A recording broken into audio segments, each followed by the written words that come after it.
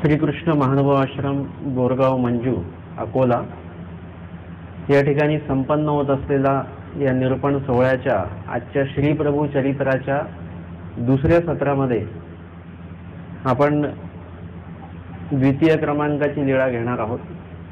रिद्धपुरी अवस्थान. कालच्या सत्रात आपण बघितलं की कशा प्रकारे श्री प्रभूंनी अवतार स्वीकार केला आणि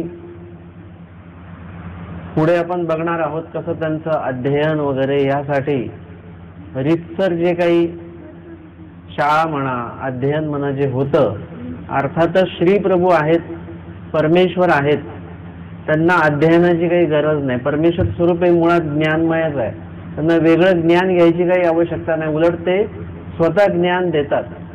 परंतु स्वामी सांगतात की युगानुरूप परमेश्वर क्रीडती. युगाचं जे काही व्यवस्थापन आहे त्या व्यवस्थापनाच्या अनुरूप परमेश्वर आपला अवतार कार्य करत असतात. आणि म्हणून जे काही वेद अध्ययन वगैरे जे आहे हे एक समाजाच्या वहिवाटीप्रमाणे श्री प्रभू तेही स्वीकारतात. बोपदे उपाध्ये तयाचे राम उपाध्ये तयाचे तिकोपाध्ये. म्हणजे हे तिघजण आहेत भाऊ, बोपदेव उपाध्ये, रामदेव उपाध्ये आणि तिकोपाध्ये. गोसाव्या ते बोपदेव उपाध्यापासी पडो घातले. त्यामध्ये जे पहिले आहेत बोपदेव उपाध्ये यांच्याकडे श्री प्रभूंना अध्ययनासाठी म्हणून ठेवलेलं आहे. वेद अध्ययन करू लागले. वेदाध्ययन, वेदाचं अध्ययन जे आहे ते करायला लागले. गोसावी आचाट सामुग्री स्वीकारली. आता सामान्य प्रकारे जर का आपण बघितलं की एखादा जीव जो आहे तो अध्ययन करतो, अभ्यास करतो, तेव्हा त्याची एक जी काही बुद्धी क्षमता आहे त्या बुद्धी क्षमतेच्या अनुसार त्याचं अध्ययन चालू असतं.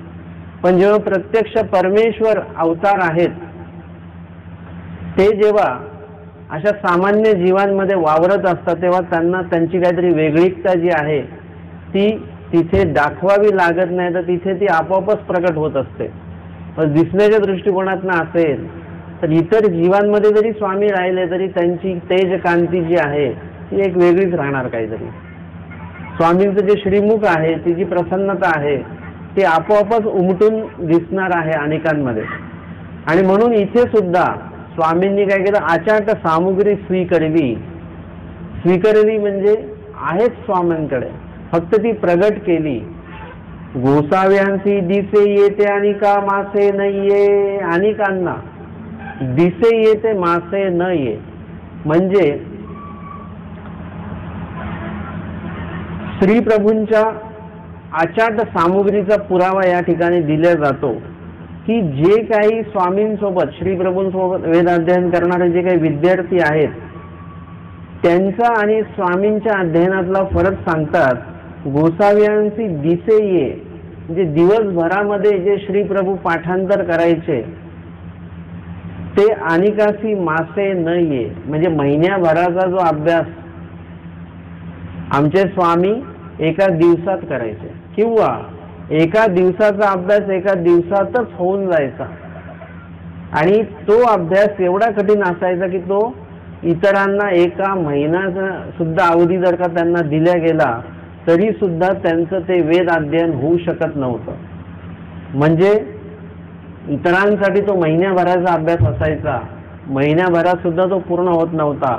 पण श्री प्रभू जेव्हा ते कार्य करायचे, ते अध्ययन करायचे, तेव्हा एका दिवसामध्ये ते सगळं म्हणून दाखवायचे. गोसाव्यांची मासे येते आणि का वरिखा नाहीये.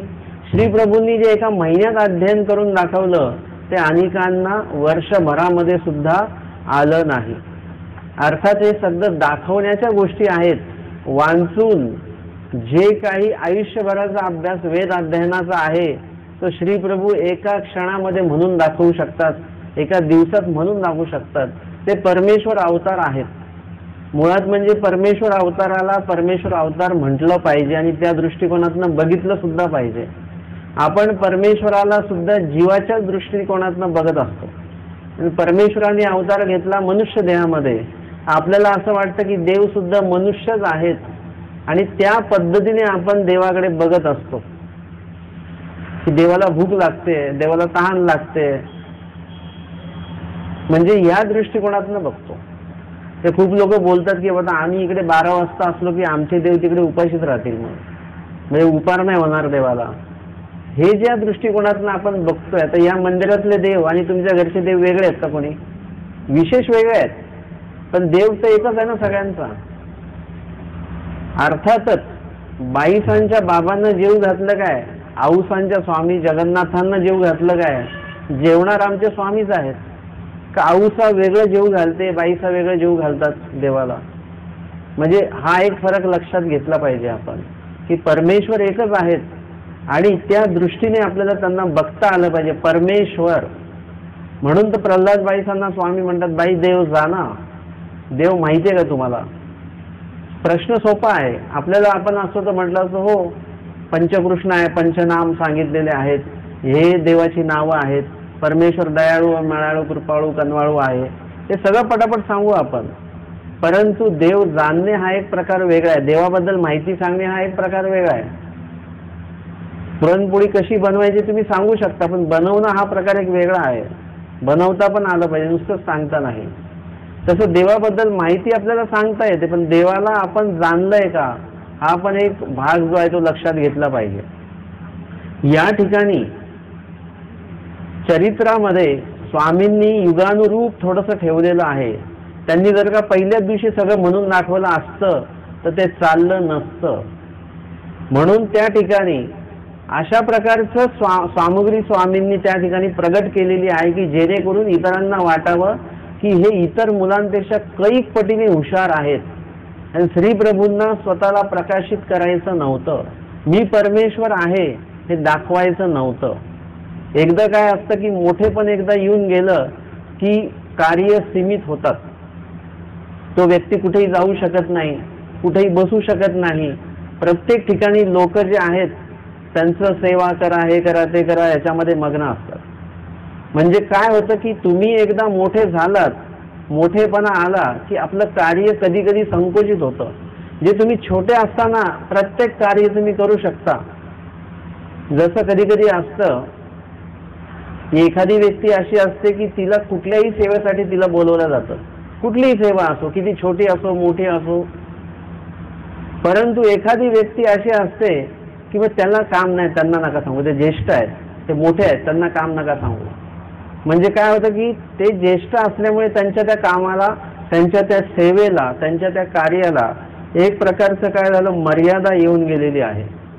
तर परमेश्वराला, आमच्या स्वामींना नेमकं हेच करायचं नव्हतं. श्री प्रभूंना स्वतःला प्रगट करायचं नव्हतं की मी परमेश्वर आहे. जर का परमेश्वर ते प्रगट केलं तर काय होईल? सगळे लोक, रुद्रपूर प्रांतातले लोक स्वामींना एका मंदिरात बसवतील, त्यांचं भजन पूजन, त्यांना जे कार्य करायचं आहे, घरोघरी जायचं आहे. लोकांची इच्छा नसेल तरी त्यांना संबंधदानाचं फळ द्यायचं आहे, त्यांना भोजनाचं फळ द्यायचं आहे.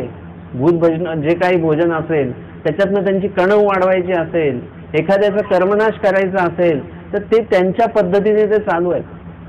आणि श्री प्रभू सुद्धा एक वेडी पीसी मूर्ती म्हणून आहेत, त्याच्यामुळे कोणाला काही वाटत नाही आहे त्याचं. तेच जर का आमच्या स्वामींनी असे घरोघरी गेले असते, चक्रधर स्वामी लोकांनी नावं ठेवली असती, एवढे हुशार, सगळं काय व्यवस्थित, आणि कुणाच्याही घरी जातात, चातुर्वर्ण्याची सीमा पाळत नाहीत, काही नाहीत वगैरे. पण श्री प्रभूंना मात्र तसं कोणी बोलत नव्हतं. जे बोलत होते त्यांची सुद्धा मतपरिवर्तन नंतर झालेले आहेत. तर श्री प्रभूंनी वेडी पिसी मूर्ती त्यासाठीच म्हणून स्वीकारलेली होती की कोणी लक्ष देत नव्हते एवढे की जाऊ दे आता श्री प्रभू आहे, त्यांना कोण काय बोलणार, म्हणून त्यांच्याकडे दुर्लक्ष केल्या जायचं. आणि त्यामुळे श्री प्रभू जे आहेत आपलं कार्य जे आहेत हे अखंडितपणे त्यांनी 125 वर्ष रिद्धपुरात आणि रिद्धपूर प्रांतामध्ये चालू ठेवलं. श्री प्रभू जर का वेडी पीसी मूर्ती त्यांनी स्वीकारली नसती तर त्यांना एवढं कार्य करायला खूप अवघड गेलं असतं. प्रत्येकाच्या घरी जाता आलं नसतं, प्रत्येकाचं भोजन स्वीकारता आलं नसतं. याला काल मर्यादा आहे त्याला, कारण की जीव जो आहे तो जाती पाती याच्यामध्ये अडकलेला आहे. यांच्याकडे जायचं नाही, त्यांच्याकडे जायचं नाही, असा तो प्रकार आहे. म्हणून श्री प्रभूंनी जर का पहिल्याच दिवशी सगळा अभ्यास म्हणून दाखवला असता तर सगळ्यांचं मत हे झालं असतं की हे काही सामान्य व्यक्ती नाही, हे ईश्वरच आहेत. आता पण तसंच वाटतं लोकांना, परंतु त्यामध्ये संदेह आहे. एक कोणतरी ईश्वर पुरुष असतील नाही तर कोणतरी महापुरुष आहेत असं लोक म्हणतात, परंतु हे ईश्वरच आहे असं म्हणत नाहीत.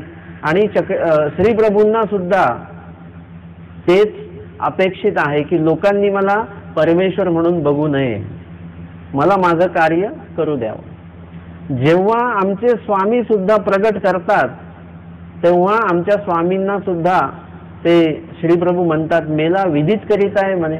म्हणजे मी परमेश्वर आहे असं का सांगता तुम्ही लोकांना, मला माझ्या पद्धतीत राहू द्या. लोकांना सामान्य प्रकारे जर का मी राहिलो तर पूर्णपणे व्यवस्थित मी कार्य करू शकतो, हे स्वामींना त्या ठिकाणी सांगायचं आहे. आणि म्हणून इथे स्वामींनी इतर जीवांपेक्षा थोडंसं आचाट सामुग्री म्हणजे थोडीशी बुद्धी जी आहे ती इतरांमध्ये जास्त प्रगट केलेली आहे. बुद्धी स्वीकारलेली नाही. देवाला ज्ञान स्वीकारावं लागत नाही, बुद्धी स्वीकारावी लागत नाही. मुळातच परमेश्वर ज्ञानमय आहेत. फक्त तिथे स्वीकारावं लागतं, त्यावेळेला ते प्रगट करावं लागतं. स्वीकारावं लागतं हा शब्द पण चुकीचा आहे. प्रगट करावं लागतं जे आहे ते. मग किती प्रगट करायचं आहे आणि किती आच्छादायचं ते देवाला माहिती आहे. जसं आपल्याकडे पैसे असतात, ते पूर्ण कपाटात जरी पैसे असतील तरी किती पैसे बाहेर दाखवायला काढायचे आहेत आणि किती आच्छादून ठेवायचे आहेत ह्या आपल्या हातामध्ये असतं. सगळेच पैसे आपण दाखवत नाही, थोडेसे जेवढे बाजाराला पाहिजेत उपयुक्त आहेत तेवढेच पैसे आपण काढत असतो कपाटातनं.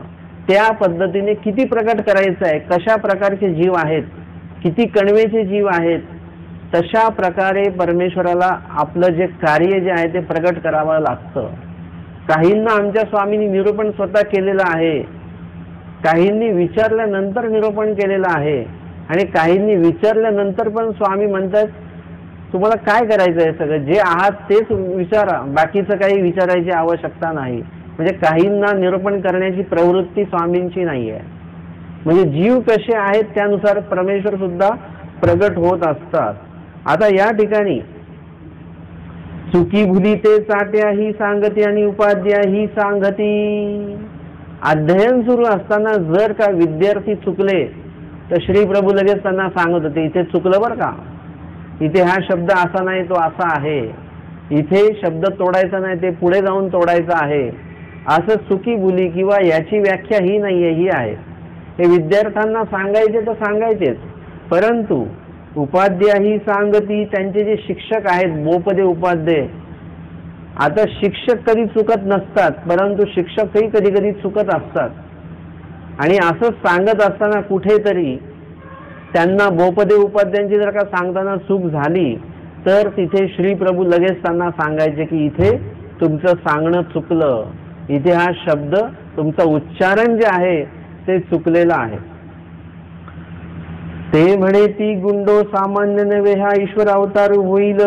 म्हणजे लगेच ते म्हणायचे मनातल्या मनात किंवा चार चौघांमध्ये चर्चा व्हायची की हे वेडेपिसे सारखे दिसतात परंतु हे सामान्य नाही बरं का, हे कोण आहेत, ईश्वर अवतार होईल. कोणीतरी ईश्वर अवतारासारखंच आहे. हा पडता नायको निगतिता नायको एक सरी कांडीची म्हणता नाही ऐकतो. म्हणजे यांना कधीही पण आपण पाठ करताना कधीच बघितलं नाही. असं कधीच नसतं की बसलेले पुस्तक घेऊन आणि पाठ करतात, असं कधीच नाही. निगदिता नायको म्हणजे एका ताला सुरात म्हणताना पण आपण कधी ऐकलं नाही, परंतु जेव्हा म्हणायला सांगितलं तेव्हा एक सरी कांडीची म्हणिता ऐकतो. जर का म्हणायला सांगितलं तर एका चालीमध्ये एका सुरामध्ये व्यवस्थितपणे आणि पूर्णपणे अचूकपणे ते श्लोक ते म्हणतात आणि अजिबात कुठे चुकत नाही. आणि अभ्यास करताना तर कधी दिसत नाही. कधी कधी काही मुलांचं असं असतं की ते अभ्यास करताना कधी दिसत नाही परंतु मार्क मात्र ते चांगले त्यांचे असतात. अशा प्रकारचं त्यांचं ते आपल्याला एक वेगळीकता बघायला मिळते. इथे श्री प्रभूंनी अशा प्रकारची अचाट सामुग्री स्वीकारली. एकी वासना म्हणता नायको वाचिता नायको एक सरे निगदिताची ऐकतो.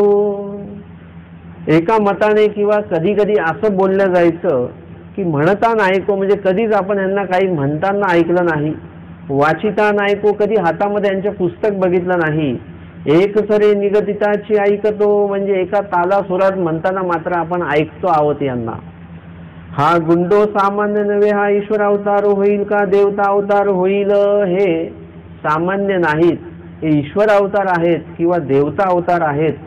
ऐसे बोपदे उपाध्ये म्हणती. बोपदे उपाध्ये त्यांचे शिक्षक, म्हणजे मुलांना जर का कोण व्यवस्थितपणे ओळखत असेल तर ते शिक्षक ओळखतात की हा मुलगा नेमका कुठल्या बुद्धी क्षमतेचा आहे. आणि बोपदेव उपाध्ये त्यांच्याकडे बघून म्हणायचे हे कोणतरी वेगळे आहेत, हे सामान्य व्यक्ती नाहीत. आणि ऐसे बोप उपाध्ये म्हणते आणि गोसावी हास्य करीती. आणि बोप उपाध्ये जेव्हा म्हणायचे असं की तुम्ही कोणतरी असामान्य व्यक्तिमत्व आहात, तेव्हा आमचे स्वामी हसायचे, हास्य स्वीकारायचे. आणि हळूची म्हणती मेला जाय हो होय म्हणे. तरी म्हणे हो हो आम्ही ईश्वर अवतारच आहोत, असं हसून त्यांना म्हणायचे. जर का ते गांभीर्याने म्हटले असते तर बोपदेव उपाध्यांना एकदम वाटलं असतं की एवढं गांभीर्याने बोलतात म्हणजे खरंच हे ईश्वर अवतार आहेत. पण आमचे स्वामी हसण्यावरही ती गोष्ट न्यायचे आणि म्हणायचे हो तुम्ही म्हणता तसंच आहे बरं का, असं ते म्हणायचे. चाट्या ते म्हणती येत परस्से, म्हणजे इतरांना ते सांगायचे की इतरांपेक्षा यांची बुद्धी खूप चांगली आहे, असं बोपदेव उपाध्ये विद्यार्थ्यांना सांगायचे. अशा प्रकारे श्री प्रभूंनी एक वेगळी एक बुद्धिमत्ता जी आहे त्या ठिकाणी प्रगट केलेली आहे. आणि इतर सर्व जे जीव आहेत त्यांना त्यांच्या चुका सांगतात. परमेश्वराचा अवतारच मुळात त्याच्यासाठी आहे की चुकीचं सांगायचं नाही आणि जिथे चूक होते त्या ठिकाणी ते चूक आहे हे सांगायचं. चुकीचं सांगायचं नाही, मात्र चूक जे आहे त्याचं ज्ञान करून द्यायचं. अचूक काय आहे ते सांगायचं आणि जीवाचं अज्ञान नष्ट करायचं. जे काही चुकीचं आहे ते परंपरेने आलंय म्हणून ते चालू ठेवायचं नाही. जरी ते चुकीचं आहे आणि जरी ते परंपरेने चालत आलेलं आहे म्हणून ते काही प्रमाण मानायचं का? एखादी व्यक्ती सप्तव्यसनामध्ये आहे आणि त्यांनी आता उपदेश घेतला, मग त्यांनी सप्तव्यसन तो आधीपासून करत आलेला आहे, मग त्यांनी ते चालूच ठेवायचे का? नाही. जर का सप्तव्यसन हे चुकीचे असतील तर ते नंतर बंद करावे किंवा आधी पण ते बंद केले पाहिजेत. ते जे चुकीचं आहे ते परंपरेने आलं म्हणून ते चालू ठेवायचं नाही. जे बरोबर आहे तेच चालू करायचं आणि तेच चालू ठेवायचं. या ठिकाणी परमेश्वरच त्यासाठी अवतार घेतात, जीवाचं अज्ञान फेडतात, जीवाला ज्ञान देतात आणि त्याला योग्य करतात. अयोग्याते योग्य करीती, योग्याचे परमेश्वर ज्ञान देती. म्हणजे योग्य होण्यासाठी अयोग्याला ज्ञान दिलं जातं विशिष्ट प्रकारचं. त्याला ते तसं कार्यप्रयोजन आखून त्याला ती सेवा दिल्या जाते अयोग्य व्यक्तीला आणि तो अयोग्य व्यक्ती मग योग्य होतो आणि योग्य झाल्यानंतर त्या जीवाला जे काही ज्ञान देण्याचं कार्य जे आहे ते ज्ञान देण्याचं कार्य परमेश्वर करत असतात. म्हणून ज्ञान जे परमेश्वर देण्यासाठी इच्छुक आहेत, ज्याच्यासाठी सृष्टी रचना आहे, ज्याच्यासाठी परमेश्वर अवतार घेतात आणि ज्याच्यासाठी अधिकरणांची नियुक्ती करतात, ज्यासाठी हे सर्व कार्य चालू आहे ते कार्य फक्त एवढ्यासाठी ते ज्ञानस्तर वाढावा म्हणून. ज्ञानस्तर वाढला पाहिजे आणि तेच कार्य श्री प्रभू आपल्या अवतार कार्यातनं प्रगट करतात. श्री प्रभू आमच्या स्वामींसारखं निरूपण करत नाहीत. श्री प्रभूंची वचनं नाहीत, काही नाहीत, निरूपण अवसान नाहीये कुठे. परंतु त्यांचं प्रत्येक कार्य जे आहे ते निरूपणच आहे. त्यांचं प्रत्येक कार्य जे आहे ते ज्ञानदातृत्व आहे. त्यांच्या प्रत्येक कार्यातनं तुम्हाला काहीतरी बघायला मिळतं, काहीतरी शिकायला मिळतं, कुठलं तरी अज्ञान त्याच्यातनं फिटतं. हे परमेश्वराची श्री प्रभूंची विशेषता आहे की बोलून ज्ञान तर सांगितलं जातं, पण न बोलता आपल्या आचरणातनं ज्ञान दाखवणं, त्याचं प्रगटीकरण करणं हे श्री प्रभूंच्या माध्यमातून आपल्याला बघायला मिळतं. पुढची 3ऱ्या क्रमांकाची लीळा आहे सामर्थ्य प्रकाशने.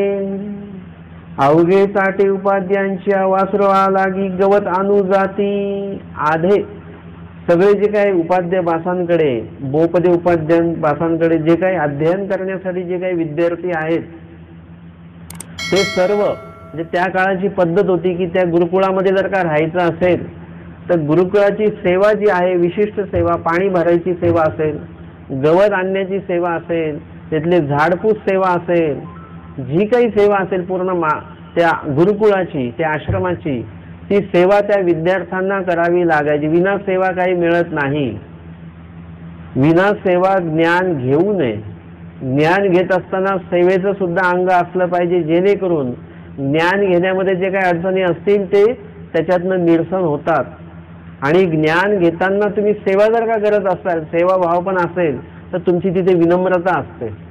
जर का आपण ताठ मानेने राहिलो की मी का सेवा करू, बाकीचे आहेत की, मी ज्येष्ठ आहे, मी मोठा आहे, तर चालत नाही. विनम्रता जिथे नाही तिथे ज्ञान होत नाही, आणि जिथे विनम्रता आहे तिथेच ज्ञान होतं. म्हणून सेवक भाव असेल तर ज्ञान होतं, किंवा ज्ञान घेताना सेवक भाव ठेवला तर ते ज्ञान प्रणवतं, ते बीजरूप होतं, ते आचरणामध्ये येतं.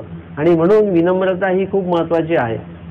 बाकीचे सगळे विद्यार्थी गवत वगैरे आणायला जायचे, आणि सोबतच ते एकी एकी दो दो पेंडिया घेती, अवघे डोईये ठेवणी घेऊनी येती. सर्वजण जायचे. बोपदे उपाध्यांच्या वासरांसाठी, गायीसाठी, गुराढोरांसाठी जे काही गवत लागायचं ते गवत आणण्यासाठी समस्त विद्यार्थीगण जायचे. आणि ते गवत घेऊन येत असताना 2-2 पेंडे आपल्या डोक्यावर ते घेऊन यायचे. गोसावियांची पेंडी ते अंतरिक्ष ये, आणि स्वामींची पेंडी सुद्धा ती कशी यायची, इतर लोक जे चाटे आहेत, विद्यार्थी आहेत, ते आपल्या डोक्यावर ती पेंडी ठेवायची. पण श्रीप्रभूंची पेंडी कशी असायची, हवेमध्ये असायची. डोक्यावर श्रीमुकुटावरती टेकलेली नसायची, हवेमध्ये ती चालायची. ते चाटी देखिले, ते विद्यार्थ्यांनी बघितलं की हे असं कसं काय, म्हणजे हे कोण आहेत, कोण नेमके, की ह्यांची पेंडी हवेमध्ये सुरू आहे, चालले, डोक्यावरच आहे, परंतु ती हवेमध्ये चालली आहे. डोक्याचा आणि त्या पेंडीचा स्पर्श नाही. येऊनी उपाध्या पुढे सांगितले, सगळ्यांनी सांगितलं उपाध्यावासांना, म्हणजे बोपदे उपाध्यांना, की असं असं घडलं बरं का. आम्ही येत असताना हा गुंडो सामान्य नव्हे, हा ईश्वर अवतार होईल का देवता अवतार होईल. आणि उपाध्यवास म्हणतात की मी जे म्हणतो ते खोटं नाहीये, माझा जो अंदाज आहे तो एकदम बरोबर आहे की हे सामान्य व्यक्ती नाही, ईश्वर अवतार आहेत. मग आपली ब्राह्मणी ते म्हटले. मग त्यांनी आपल्या पत्नीला सांगितलं, या गुंडोसी निसरान म्हणिये हो नेदावे नेदावे हो.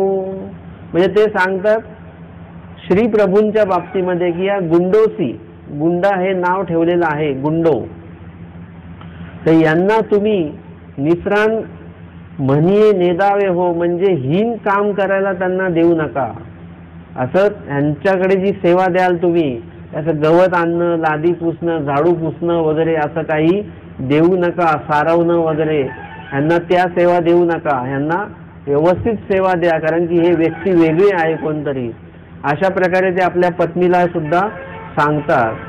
एकी वासना उपाधी गोसावयाचे दोन्ही श्रीचरण धरिले. आणि एका मताने एक दिवशी असं झालं की श्रीप्रभूंचे दोन्ही श्रीचरण गोपदे उपाध्याने, म्हणजे व्यावहारिक दृष्ट्या बघितलं तर शिष्याचे श्रीचरण गुरूंनी, म्हणजे शालेय शिक्षक जे आहेत, वेद अध्ययन करून घेणारे जे शिक्षक आहेत गोपदे उपाध्याय, त्यांनी स्वामींच्या श्रीचरणावर आपलं मस्तक टेकलेलं आहे. स्वामींचे श्रीचरण त्यांनी धरलेले आहेत, शरण गेलेले आहेत.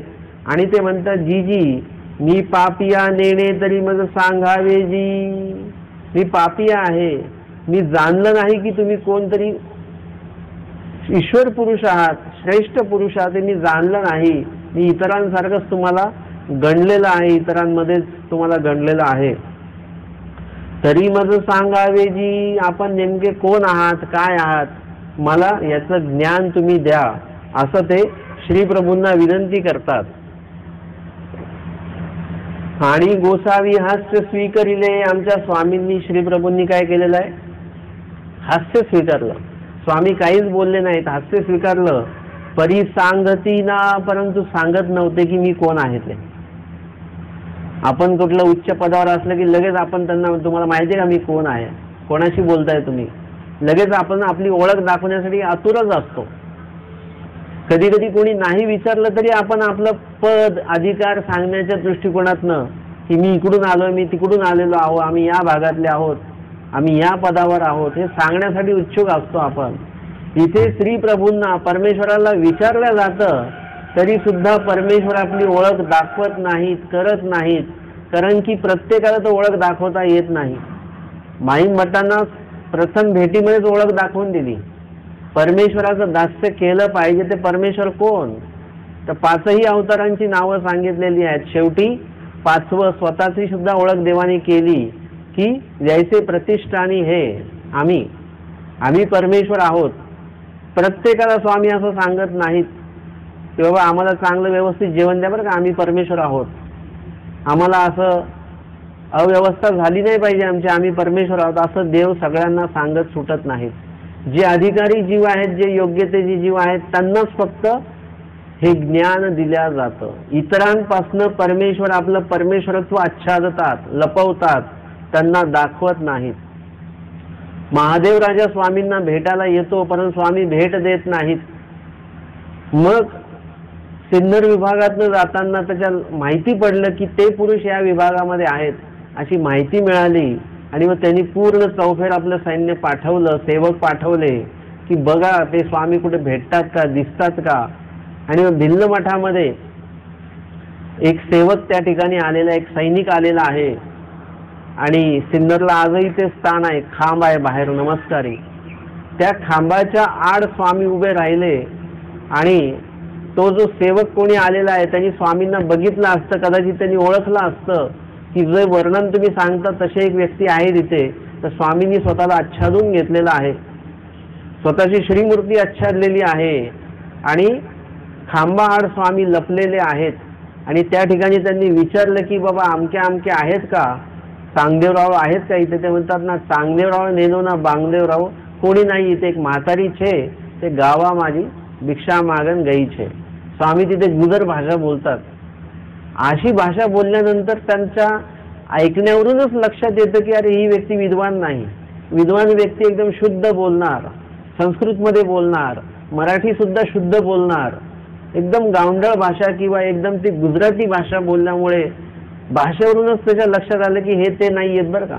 कारण की त्यांच्याबद्दल ऐकले की ते किती सुंदर बोलतात, मराठी बोलतात असं वगैरे, म्हणजे हे ते नाही आहेत. आणि स्वामींनी स्वतःला दिसू दिलं, आच्छादलं. त्या सैनिकाला सुद्धा स्वामीचं दर्शन झालं नाही. पालाडांगेला सुद्धा स्वामी तो जर का स्वतः आला असता तर कदाचित त्यांनी ओळखलं पण असतं. पण योग असा आहे महादेव राजाचा की तो पालाडांगे स्वतः आला नाही, त्यांनी त्याचा सेवक पाठवला स्वामींना बघण्यासाठी, शोधण्यासाठी.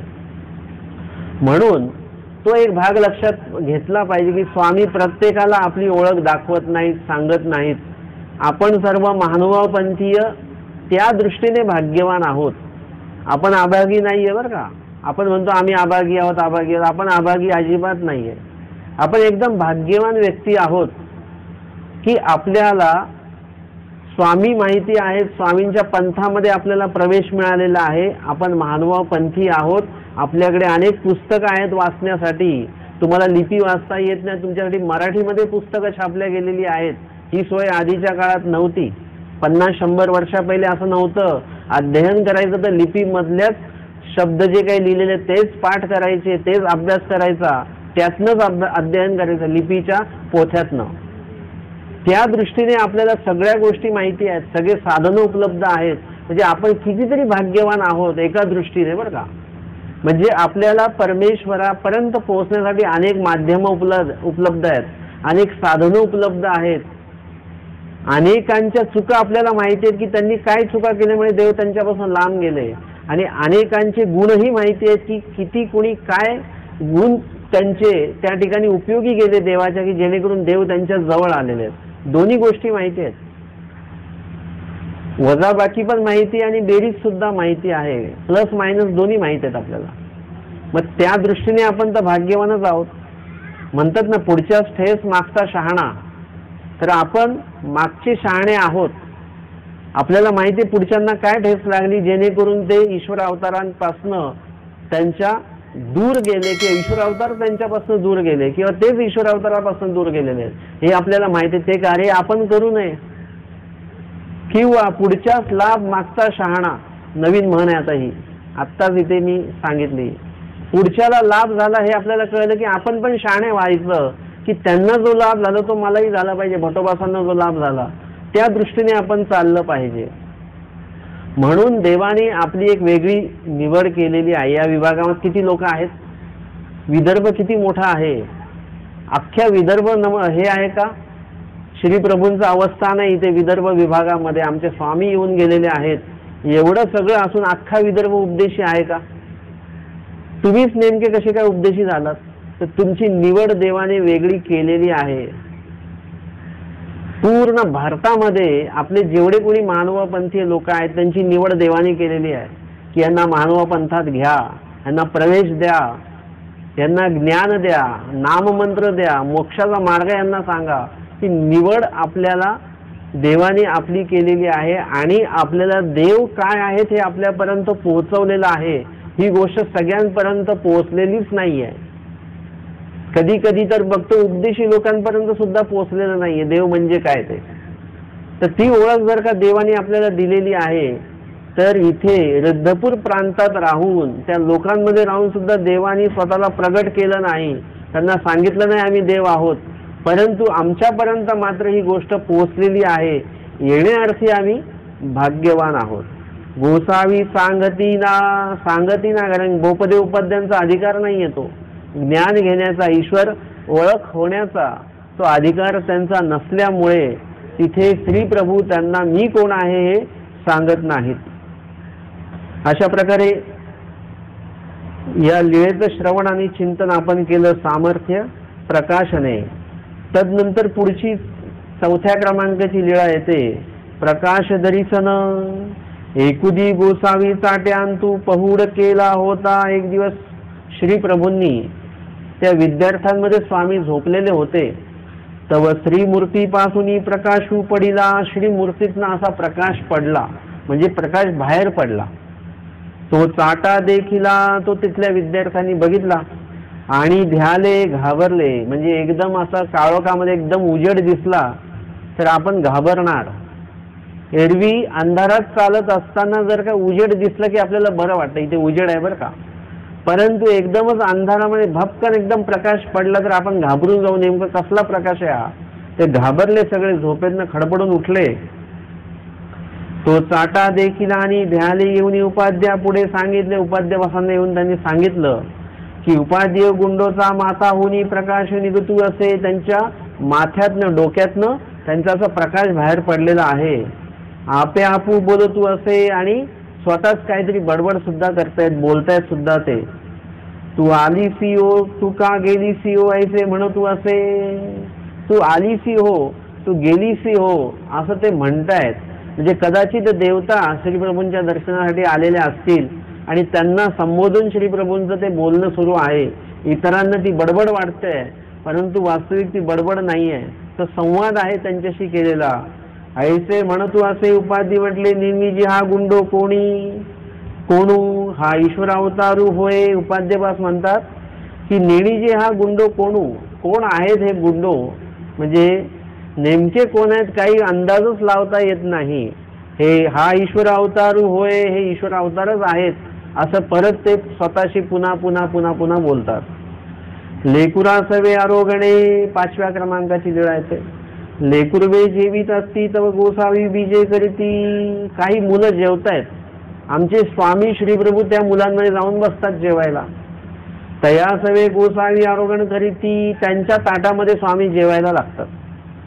आणि लेकुरे बोबाती, आणि लेकुरवे म्हणजे ते जे लहान लहान मुलं आहेत ते ओरडतात, रडतात आणि आपल्या आईला सांगतात की ओरडून असं ते व्यक्त करतात आपलं. तयाची माय म्हणे का बोबा ते असा जीव द्या. ती आई जी आहे त्या आईला ते सांगतात हे श्रीप्रभू आमच्या ताटामध्ये येऊन बसलेले आहेत वगैरे वगैरे. श्रीप्रभूंना तुम्ही बाजूला करायला सांगा, म्हणजे त्यांना वेगळं जेवायला द्या वगैरे. परंतु त्यांची आई म्हणते की का बोबा ते असा जेवू द्या. अरे कशाला ओरडते, जेवू द्या, त्यांना पण जेवू द्या.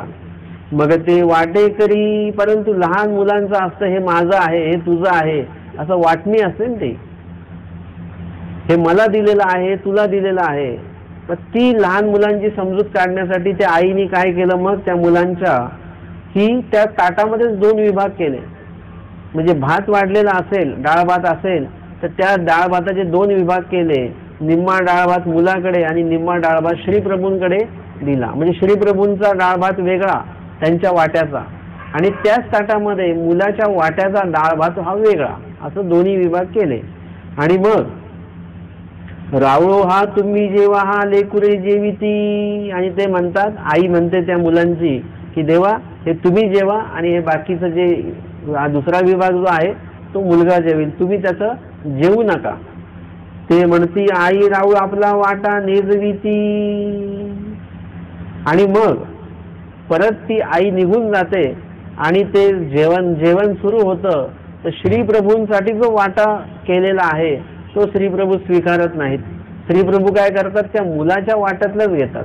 त्याच्यासाठी जो त्या मुलासाठी वेगळा वाटा करून दिलेला आहे त्या वाट्यामध्ये श्रीप्रभूंना हात टाकायची काही आवश्यकता नाही, त्याचा वाटा खायची काही गरज नाही आहे.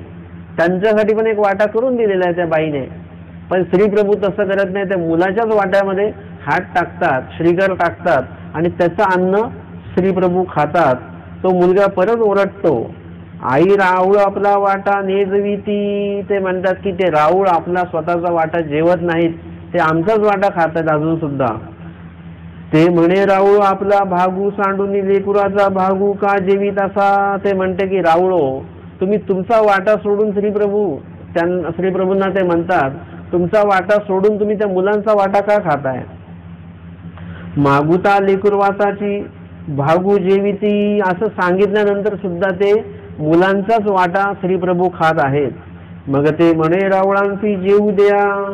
मग तुम्ही अनेक वाढीनं. मग ते आई म्हणायची त्या मुलांना असं करा, श्रीप्रभूंना जेवू द्या, मी तुम्हाला नंतर परत वाढेन. मग ती डोईवरी ठाळा ठेवीती. ते लहान मुलं काय करायचे, त्यांच्या डोक्यावर ते ताट ठेवायचे जेणेकरून श्रीप्रभूंचा हात पोचू नये तिकडे. मग उभे ठाकून आरोगणा करीती. आमचे स्वामी उभं राहून आरोगणा करायचे. मग ऐसी तयाच्या वाट्याची आरोगणा करीती, आपल्या वाट्याचा प्रसादू करीती. त्यांचा जो वाटा आहे तो श्रीप्रभू ग्रहण करून टाकायचे, संपवायचे, आणि स्वतःचा जो वाटा आहे तो थोडासाच खाऊन प्रसाद म्हणून तो तिथेच ठेवायचा. स्वतःचा वाटा खात नव्हते, त्या मुलांचा वाटा खात होते. तया वाट्यांतू अनेक वाढीती मग ती जेविती. मग आई काय करायची, श्रीप्रभूंनी जो प्रसाद ठेवलेला आहे त्या प्रसादामध्ये अजून थोडंसं वाढून मग त्या मुलांना, म्हणजे तो डाळ भात थोडासा शिल्लक असेल त्याच्यात अजून डाळ भात वाढून त्या मुलांना त्या प्रसादासकट जेवण मग व्हायचं. परंतु श्रीप्रभू जे आहेत, म्हणजे मी सांगितलं की प्रत्येक लीळेमध्ये त्यांच्या काहीतरी गर्भित अर्थ आहे.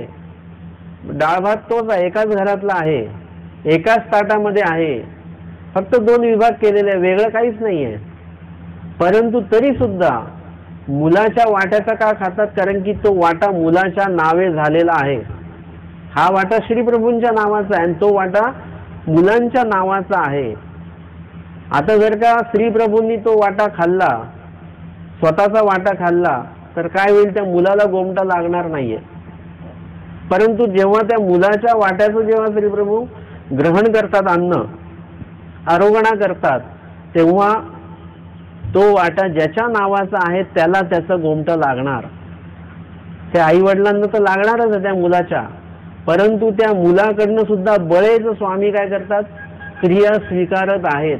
एखाद्याला द्यायची इच्छा नाहीये, श्रीप्रभूंनी खावा अशी इच्छा नाहीये, हे माझं आहे असं जरी म्हणत असले तरी श्रीप्रभूंना मात्र त्यांना घडवण्याची प्रवृत्ती आहे. श्रीप्रभू काय करतात, बळच त्यांच्या ताटातलं, त्यांच्या वाट्यातलं घेतात आणि त्याच्यामुळे काय होणार, त्याला त्याचं गोमटं त्या मुलाला लागणार आहे. डाळ भात जरी एक असेल पण वाटे वेगळे आहेत आणि ज्याच्या नावाचा वाटा त्याला त्याचं गोमटं लागणार आहे. हा त्याच्यातला गर्भित अर्थ आहे. म्हणून श्रीप्रभू त्यांनी दिलेले जे अन्न आहे ते अन्न श्रीप्रभू स्वीकारतात, परंतु ते त्याच्या वाट्यातलं स्वीकारतात. तर अशा प्रकारे आजच्या सत्रामध्ये आपण या लीळा बघितल्या श्रीप्रभूंच्या संदर्भामधल्या. दंडवत हो.